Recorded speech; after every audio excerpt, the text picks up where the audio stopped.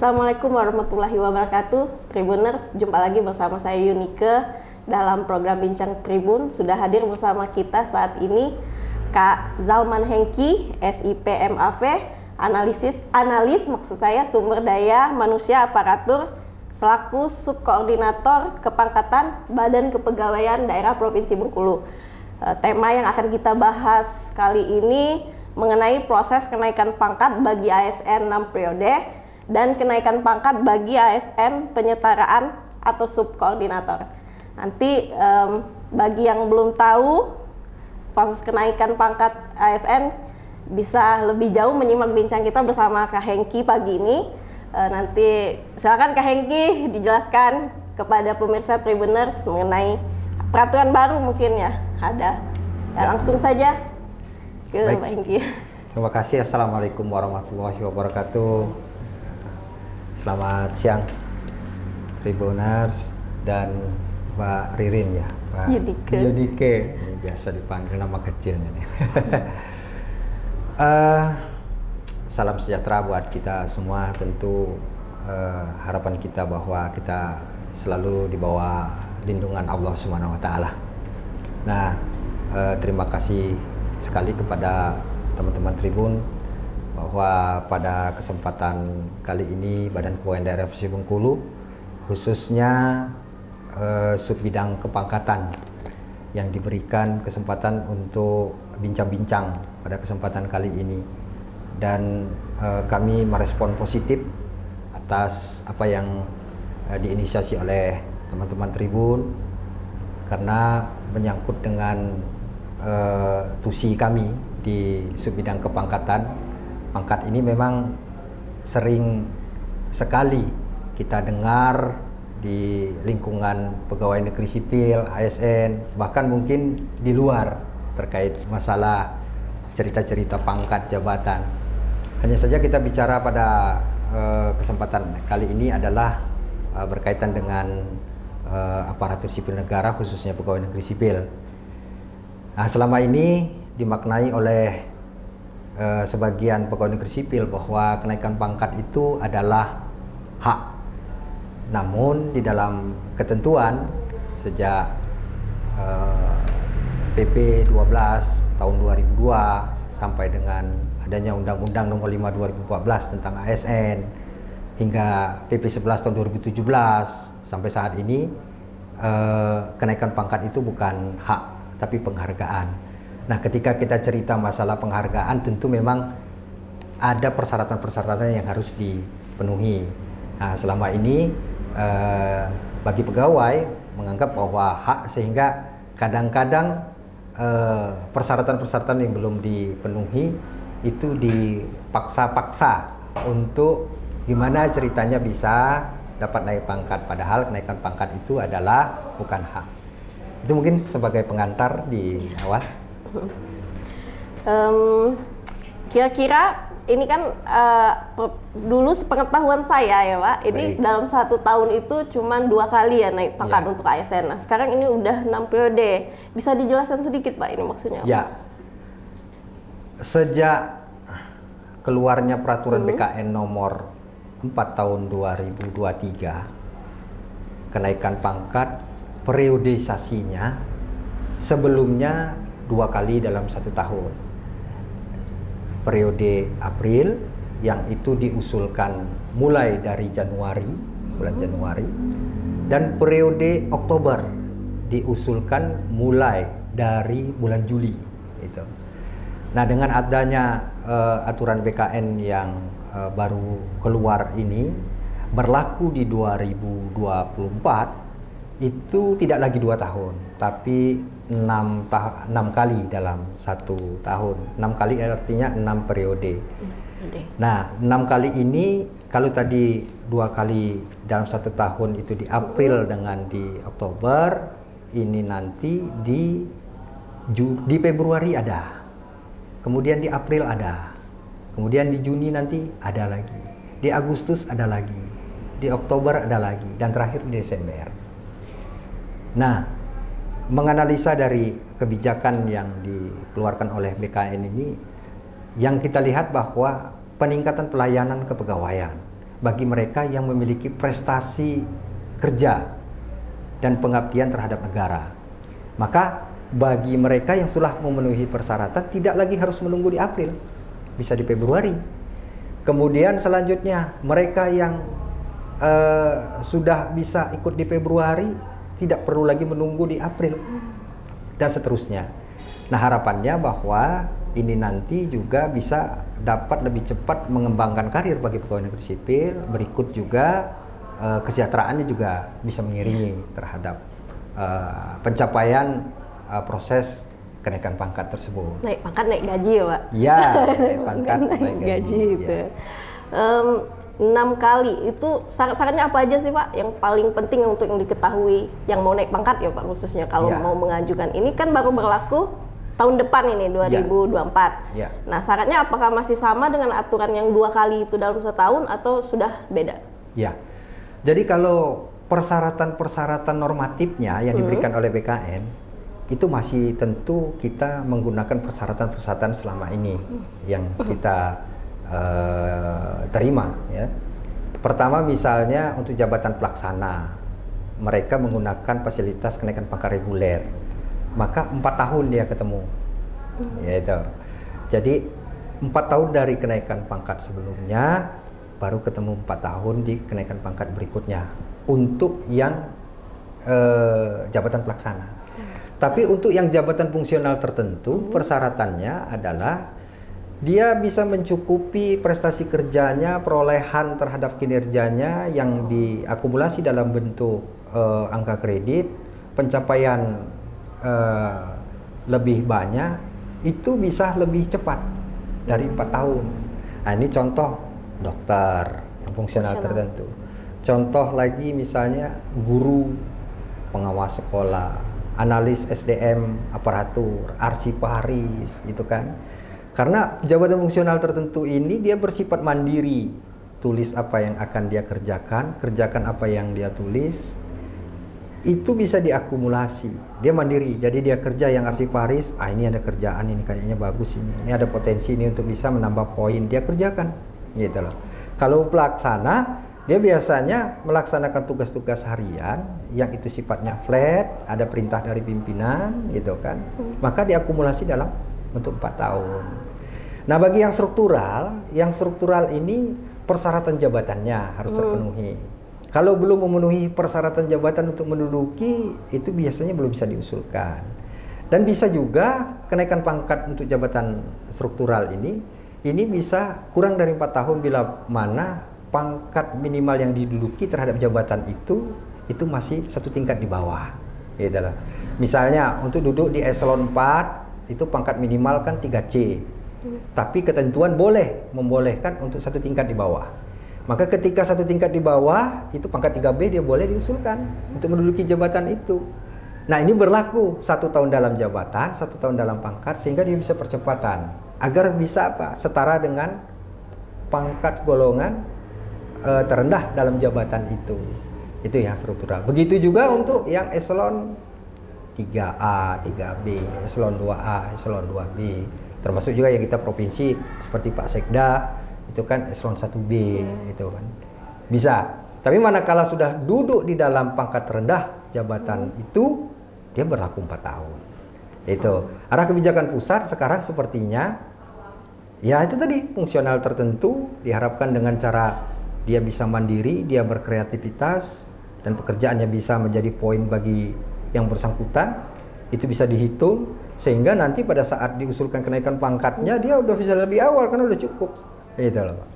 Itu jadi lebih arahnya sekarang bergerak untuk mereka bekerja mandiri. Tentu bekerja mandiri ini guidance-nya juga harus jelas, aturan-aturan harus dipenuhi gitu kan. Ya. Kalau untuk tata cara alur mengajukan kenaikan pangkat itu gimana Pak? Ya. Nah, alur ini yang saya pahami sejak dari 2017 sampai dengan sekarang, ini kan regulasi dinamis sekali, terus berjalan. Gitu. Kalau dulu itu diusulkan oleh OPD dinasnya, ya tempat dia bekerja. Nah, masuk ke kita. Nah, di 2018 dengan aplikasi namanya doku digital pada saat itu. Punya database mana-mana yang mereka dimungkinkan menurut data bisa diusulkan kenaikan pangkat. Itu. Nah, bergerak lagi sampai dengan saat ini gitu kan. Sampai saat ini dengan data si ASN, aplikasi yang lebih baru lagi, sistem informasi ASN, ini diharapkan juga mengarah ke sana nanti. Siapa-siapa yang nanti memenuhi persyaratan terpenuhi di dalam sistem, itu tidak perlu lagi diusulkan oleh OPD, gitu kan. Cuma ini masih dalam transisi yang kita lakukan. Nanti bisa langsung mengusulkan ASN-nya, Pak? Iya. Cuma ini masih dalam transisi. Di mana transisinya? Karena kalau bicara masalah sistem, aplikasi, kita harus punya database, gitu kan. Database ini, ya kita juga kan menyambut pekerjaan-pekerjaan yang sebelumnya. Nah, dalam transisi ini kadang-kadang mereka dokumennya yang di dalam sistem rapi, kemudian tidak juga lengkap, gitu kan. Kemudian kinerjanya juga, itu tadi kan kita bicara bahwa kenaikan pangkat itu adalah penghargaan ya, bukan hak.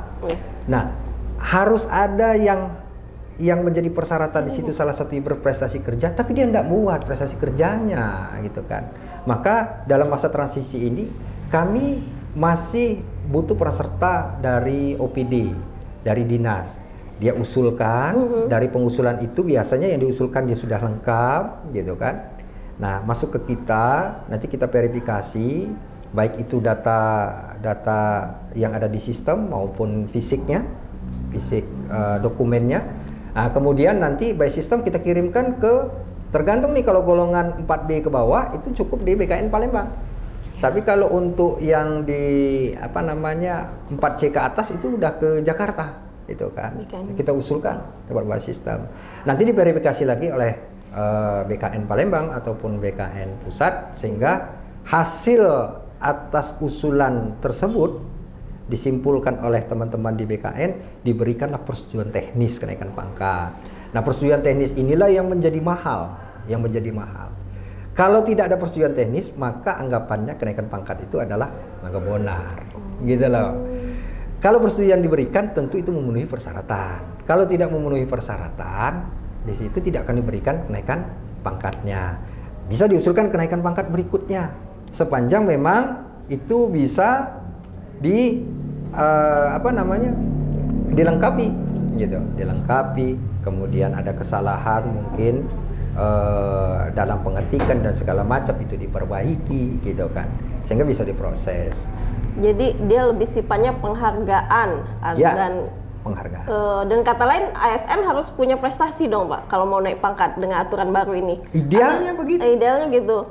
Baik mau ASN yang misalnya ASN yang pada umumnya yang nggak ada jabatan, atau yang fungsional. Biasanya setahu saya ini cuma berlaku untuk fungsional loh, Pak, ya kan? Kalau selama ini sepengetahuan saya harus ada laporan prestasi. Nah, ini ternyata diberlakukan juga nantinya untuk ASN di instansi Pemda, pemerintahannya. Jadi untuk jabatan pelaksana mereka itu salah satu yang diukur adalah lewat evaluasi kinerja. Evaluasi kinerjanya. Kalau bahasa di kawan-kawan pegawai itu PNS itu SKP, sasaran kerja pegawai itu kan. Dievaluasi setiap tahun.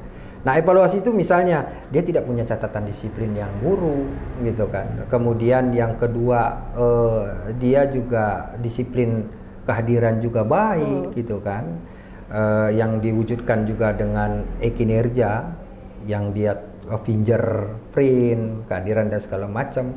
Nah, itu flat 4 tahun, kalau tidak ada masalah bisa diusulkan. Tapi kalau dia ada masalah, tidak bisa dia tuntut. Dia tidak bisa paksa untuk proses kenaikan pangkatnya, gitu loh. Sampai dengan permasalahan itu diselesaikan. Nah, kalau untuk jabatan fungsional tertentu, dia ada tambahan lagi, Bu. Apa tambahannya? Dia mengumpulkan angka kredit. Ada poin yang dia cari atas kerjanya yang bisa dinilai, gitu kan. Dievaluasi setiap periodik, gitu kan. Bisa dia per semester, tiap bulan, ataupun juga bisa per tahunan, gitu kan. Ketika nanti sudah memenuhi persyaratan angka yang harus dipenuhi, dia bisa, gitu loh, untuk kenaikan pangkatnya. Yang jabatan strukturalnya tadi yang baru satu tingkat di bawah jenjang, dia bisa diusulkan lebih cepat. Kalau enggak, dia 4 tahun, gitu loh. Itu. Jadi evaluasi kerja aja Pak ya. Tiap harus ada bikin laporan nggak Pak nanti ke PNS? Setiap hari itu teman-teman pegawai itu membuat laporan. Buat laporan Pak ya? Tanpa terkecuali semua? Semua? Ya, semua di kinerja. Dan ini nanti terkorelasi juga terhadap tambahan penghasilan pegawainya. Gitu loh. Ada penghitungan-penghitungan di dalam sistem yang diatur lewat peraturan Gubernur Bengkulu, sehingga mereka yang tidak hadir, mereka yang tidak membuat laporan kinerja itu ada pemotongan terhadap tambahan penghasilan.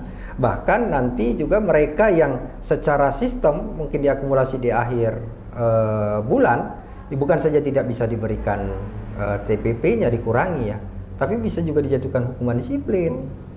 Ketahuan karena dulu bisa titip-titip, sekarang nggak bisa lagi titip dengan pinjar. Ya, nah kemudian juga kalau dia dijatuhkan hukuman disiplin, tidak bisa dia naik pangkat, gitu kan? Tingkatan hukuman disiplin tentu ya ada yang sedang, ada yang ringan, ada yang sedang, ada yang berat, gitu loh.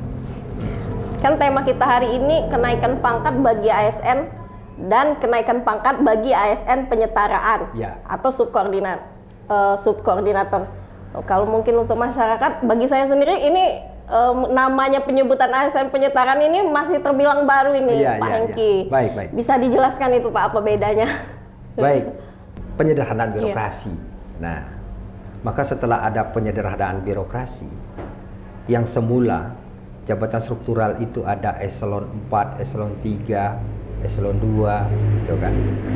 Di 31 Desember tahun 2021, sebagian besar pemerintah daerah maupun di kementerian lembaga itu sudah disederhanakan.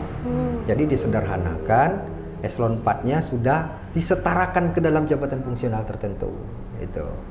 Maka ada sebagian yang menyebutkan menjadi subkor, ya. Ada yang menyebutkan sebagai ketua tim. Itu. Tapi sejatinya beliau tidak lagi sebagai struktural, tapi sebagai jabatan fungsional tertentu, gitu. Nah, ketika disetarakan menjadi jabatan fungsional tertentu, yang bersangkutan ini layaknya sebagaimana fungsional tertentu, mengumpulkan angka kredit, gitu loh. Kemudian ketika nanti poin angka kreditnya diakumulasi telah memenuhi, maka bisa diusulkan kenaikan pangkat. Tunjangan jabatannya juga bukan tunjangan struktural lagi ke depan, tunjangan fungsional tertentu. Lebih besar Pak ya? Ya. Karena dengan adanya penyetaraan ke dalam jabatan fungsional tertentu ini memang sepertinya ke arah kebijakan pusat itu mengharapkan bahwa pegawai negeri sipil itu mencari pekerjaan. Ya, dengan mencari pekerjaan akan dihitung sehingga karirnya bisa lebih cepat ketika poinnya bisa didapatkan. Cuman memang dalam masa transisi ini, ketika yang di Desember 2021 itu dilantik ke dalam jabatan fungsional tertentu, di 2022 itu kan belum mencapai angka kredit bagi yang mereka sudah hampir 4 tahun naik pangkat. Itu. Maka itu dibijaksanai tanpa dengan angka kredit, tapi tetap dalam jabatan fungsional tertentunya. Gitu. Dan 2023 diberikan kesempatan kembali sampai dengan periode Oktober. Namun untuk 2024 tidak ada lagi cerita itu kebijaksanaan, kecuali memang nanti keluar lagi kebijakan dari pusat ya.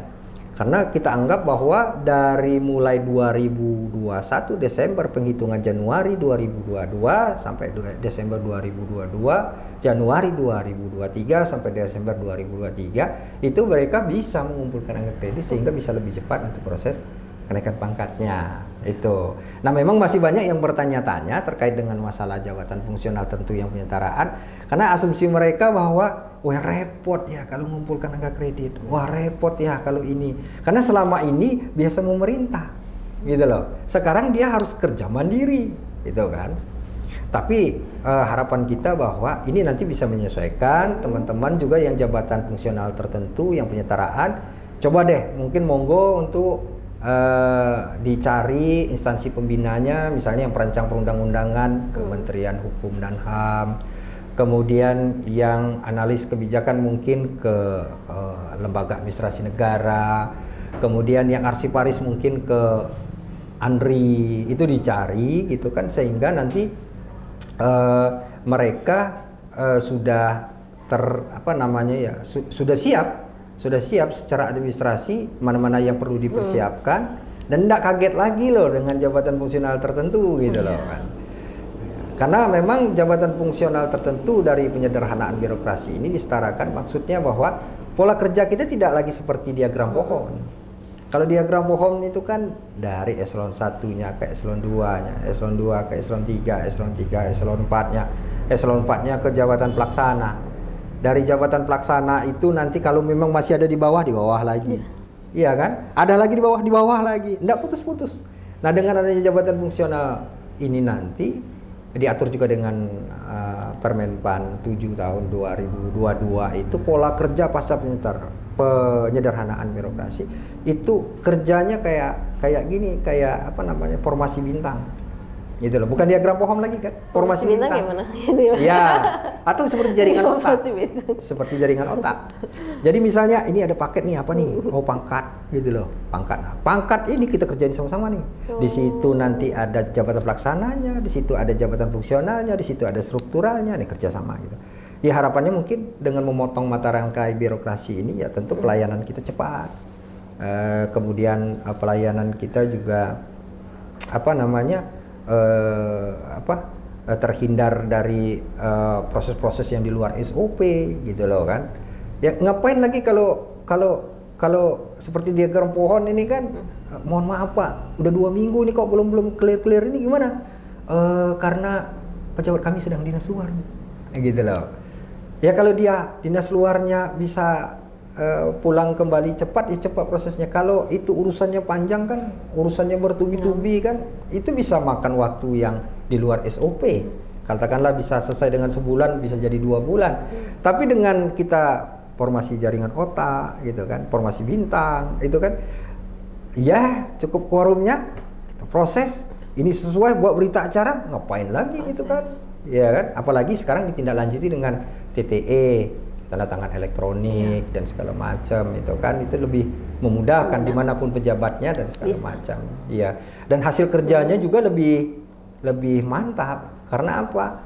Karena kalau seandainya pola kerja diagram pohon ini kita bekerja berdasarkan dengan kemampuan yang miliki. Iya kalau jam terbangnya tinggi. Kalau jam terbangnya nggak tinggi kan, dia nggak update informasi, apa yang dia putuskan itu yang dia simpulkan. Kalau salah bagaimana? Tapi dengan adanya seperti jaringan otak tadi ya, seperti formasi bintang, ini kan bisa tambal sulam. Jadi yang ini misalnya kita pengetahuannya sampai di sini, yang ini ada update informasi terbaru ini, yang ini tahu aturannya begini, ini nangani kasusnya begini gitu kan, sehingga dia lebih paketnya lebih sempurna gitu. Tapi kalau untuk syarat dan tata cara pengajuan kenaikan pangkatnya sama nggak Pak? Yang ASN penyetaraan dengan ASN ini sama aja ya? Sama. Yang membedakan kalau dulu mereka jabatan struktural itu tidak pakai angka kredit gitu loh. Tapi setelah penyetaraan ke dalam jabatan fungsional, dia menambahkan perolehan kinerjanya dalam bentuk angka kredit. Itu kan. Cuman itu yang membedakan. Dengan yang lain-lainnya ya mengikutilah seperti syarat-syarat standar yang lain. Ya kan seperti kinerja tadi gitu kan. Peraturan yang dari BKN untuk yang 6 periode ini peraturannya nomor berapa sih Pak? Kapan turunnya? Nomor 4 tahun 2023. 2023. Oh baru berarti. Ya, ini baru. Dan ini berlaku nanti di 2024. Artinya kita mulai dari Februari. Kita udah sosialisasi dengan ASN lainnya Pak? Secara kedinasan kita sudah melalui media sosial. Kemudian juga yang kedua kita melalui beberapa momen-momen pertemuan dengan beberapa pegawai itu sudah. Cuman kita menunjuk pelaksanaan teknisnya yang dari BKN kapan harus digunakannya nanti gitu kan. Itu yang masih kita tunggu. Yang masih tunggu. Kan. 2004 masuk itu langsung mulai langsung 6 periode ini. Iya. Kita mulai dari Februari. Oh dari Februari 2024. 2024. Ya. Nah, untuk saat ini kita masih yang di Desember 2000. Bukan Desember, Oktober 2023 3 itu masih yang 2 tahun. Ya, April dengan Oktober. Nah, intinya kita sudah siap pada intinya, Pak ya? Ya, selaku operator apalagi menyandang jabatan analis SDM, mau tidak mau, suka tidak suka ya harus, gitu kan? Iya kan, karena menilainya ini evaluasi kerjanya, laporannya, ya, benar, kan Pak? benar. Harus mulai Nah, maka kita pesan ini kepada pegawai-pegawai, tolong kita persiapkan diri dari sekarang, gitu loh. Angka kreditnya bagian jabatan fungsional tertentu sudah disiapkan. Kemudian yang kedua, evaluasi kinerjanya juga tentu nanti di Desember akhir itu sampai Januari itu tingkatkan koordinasi dengan BKD Provinsi Bengkulu yang membidangi masalah kinerja agar bisa menggunakan hasil penilaian kinerjanya masuk ke dalam usul kenaikan pangkat di Februari. Kemudian juga yang bagi jabatan pelaksana nanti menyesuaikan jabatan. Segera dari sekarang ini, jangan sampai nanti mendekati injury time baru ini jabatannya belum sesuai, kemudian SKP-nya kinerjanya belum selesai dibuat, belum lagi di entry ke dalam sistem. Nah, ini yang kadang-kadang menjadi keluhan terhadap pegawai terhadap proses kenaikan pangkat karena sejatinya tidak dipersiapkan. Nah, ketika kita bicara masalah sistem ini kan nggak bisa dirunding ya, nggak bisa dirunding. Ketika dia cerita bahwa tanggal sekian closing system, ya kunci. Gitu kan. Beda dulu, kalau dulu kan manual. Ini coba Pak, tolong dibawa ke sana, kita bawa, masih ada kesempatan untuk itu. Makanya mungkin dengan adanya kebijakan terkait dengan 6 kali periode itu dalam 1 tahun, bagi yang mereka Februari nggak dapat, nanti kita bisa usulkan di April. Nggak dapat juga di April, kita bisa usulkan di periode di Juninya dan seterusnya gitu. Sama 6 kali dalam 1 tahun itu Pak ya? Ya. Oke, Tribuners. Mungkin ada lagi Pak penutup sebelum kita akhiri untuk yang disampaikan KSN?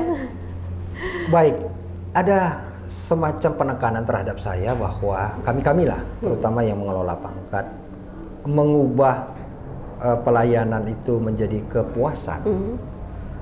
Itu tantangan bagi kami.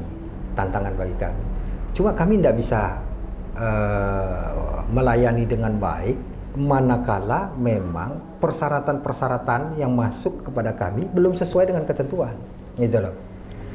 Seperti pengangkatan, pemindahan, pemberhentian, itu kan, termasuk juga prestasi kinerjanya juga tidak bisa diukur karena tidak buat atau malah buruk. Catatan disiplin ada. Ini yang akan menjadi hambatan dalam proses kenaikan pangkat. Karena apa? Tadi kita cerita bahwa kenaikan pangkat itu diberikan oleh PPK, Bapak Gubernur atau Bupati Wali Kota di kabupaten, manakala telah memenuhi aturan, gitu loh.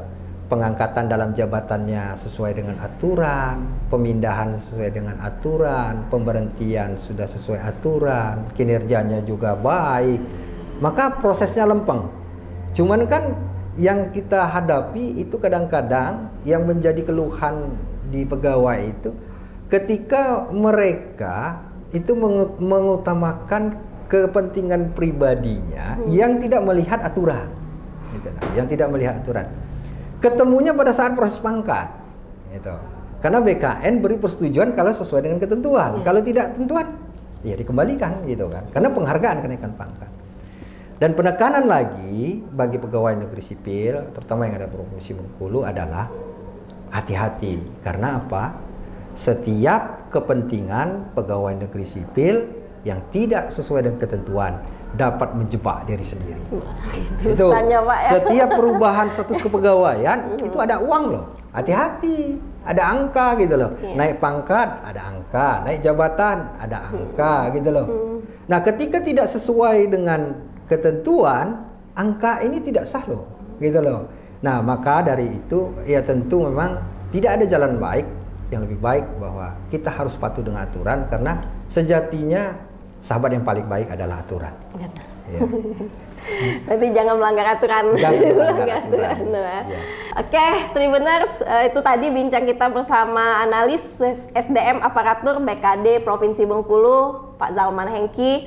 Ini informasi baru bagi kita semua, khususnya mungkin bagi ASN di lingkungan provinsi, kabupaten, ataupun kota. Dan semoga bincang kita hari ini bermanfaat. Saya akhiri. Wassalamualaikum warahmatullahi wabarakatuh.